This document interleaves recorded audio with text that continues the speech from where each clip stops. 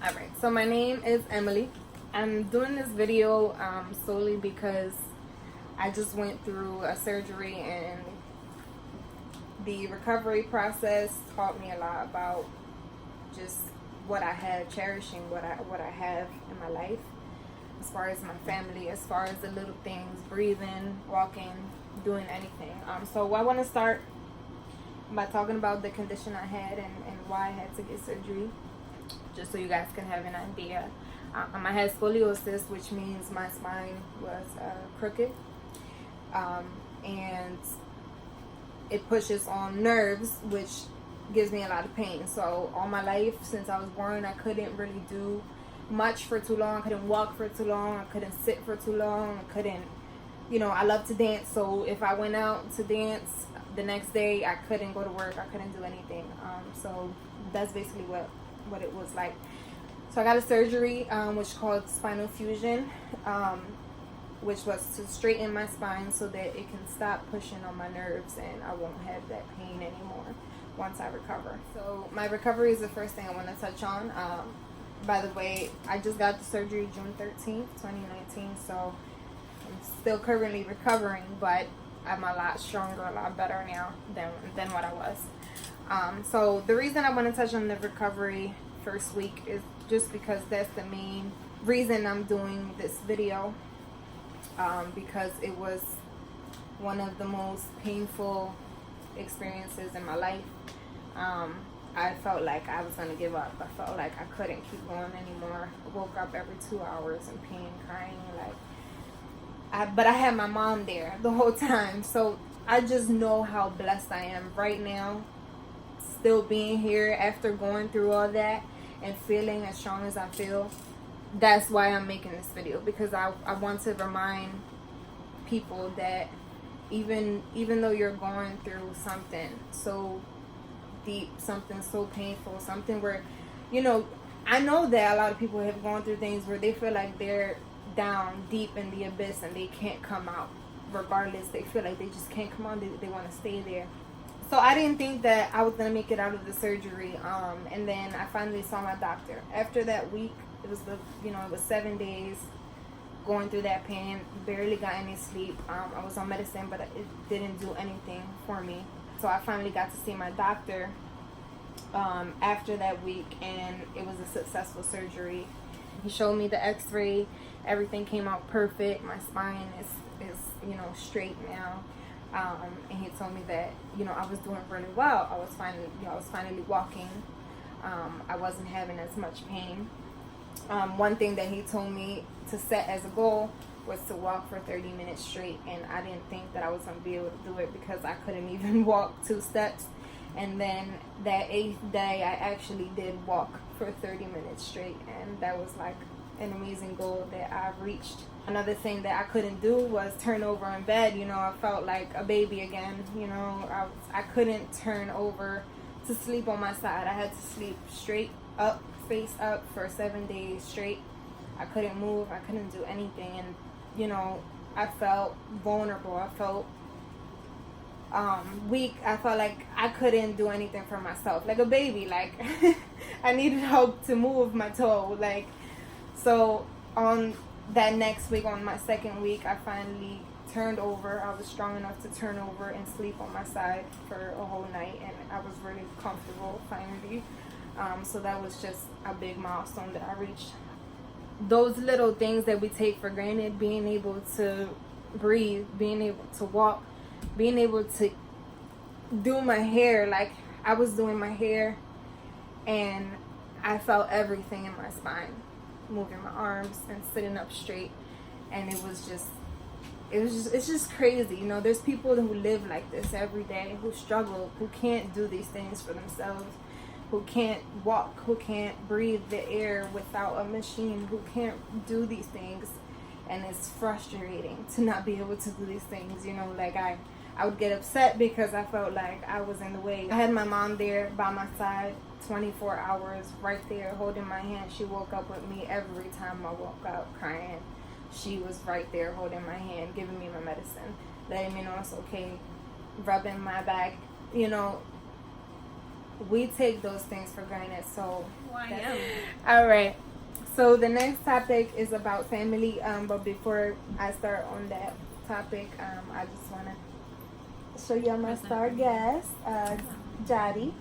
Jadi was the one that actually inspired me to do this video. She was out there doing her thing, inspiring others with her videos, giving advice. I was watching. I was cracking up watching her video. Like, I was having a good time. So she inspired me to want to actually go forward and do this and try to reach others as well, because she reached me. So Ew, oh my God. The fact that I know that it's crazy, but throughout my entire recovery process, which I'm still going through, my mom is here.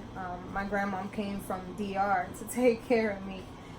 She has her whole life over there. She takes care of my great grandmom, which is sick. So she stopped everything just to come take care of me. I have all my cousins who come every day with food, with fruit, with with anything, rub my feet. Like I have so much love, so many people who are willing to stop their life for a few minutes, for a few hours, for a few days, just to come help me, because they know I'm going through it. So I've just, these few days I've been learning to really cherish that. You know, I lost my brother recently, and that taught me to look at life a different way. You know, that was my best friend. So losing somebody so close kind of teaches you, like, whoa, it hits home. It's different when you see it on the news. It's like, you know, young people, I'm not saying, you know, it doesn't hurt. Yeah, when it's somebody else, it's just like, oh, that's crazy. But when it's like someone close to you, family members, just like, it's you like, feel it's it. like a, you know, it's just like, I can't even say like breathe, like taking a deep breath. It's just like, well, it is. It's like getting hit so hard, or like something that it's just like, anymore. Like, it stops you you. really, yeah. It stops you. So your life real quick. It's crazy. So yeah, you know, my brother's 27, and you know, we lost him. So, and you know, I always went out with him to clubs. Like, we had a great bond. So after losing him, I'm kind of like, and then going through this, it's just different things. Yeah. Back It to back, teaches though, you. it wasn't even Yeah. like a long period of time. It teaches you that if you have family, if you have your mom still, like, But that's cherish good, though. her. I feel like, you know, we obviously going through rough situations or any situation in our lives. That's how we grow. Right. That's how we become. I don't want to say like a new person, but we just grow. We just grow we into change. like a better us. Mm-hmm. And it comes to our lives, and it hit us really hard. I feel like at the right time. Yeah.